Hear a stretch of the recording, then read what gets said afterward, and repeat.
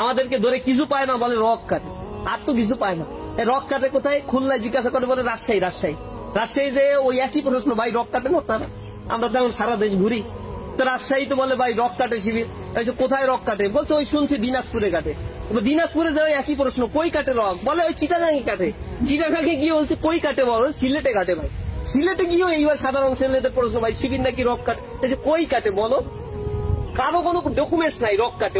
এটা ব্লেম দেওয়া হয়, আর কোনো ব্লেম তো পায় না ছাত্র শিবিরের নামে। আর ছাত্র শিবির যদি ক্যাম্পাসে গুলোতে থাকে, ছাত্র শিবির যদি রাষ্ট্র ক্ষমতা পর্যন্ত চলে যায়, তাহলে তারা যে দর্শন করে, চাঁদাবাজি করে, ছিনতাই করে, মাদকের অভয়ারণ্য তৈরি করেছে, একাধিক মেয়ের সাথে শারীরিক সম্পর্ক করে, সব বন্ধ হয়ে যায়। তো অশ্লীলতা বেহায়াপনা করতে পারবে না, এই জন্য ছাত্র শিবিরকে তারা পছন্দও করে, এই জন্য তারা আমাদেরকে শত্রু মনে করে। তবে আমরা তাদেরকে শত্রু মনে করি না। উহারা প্রচার করুক হিংসা বিদ্বেষ আর নিন্দাবাদ, আমরা বলিব সাম্য শান্তি, এক আল্লাহ জিন্দাবাদ। আমরা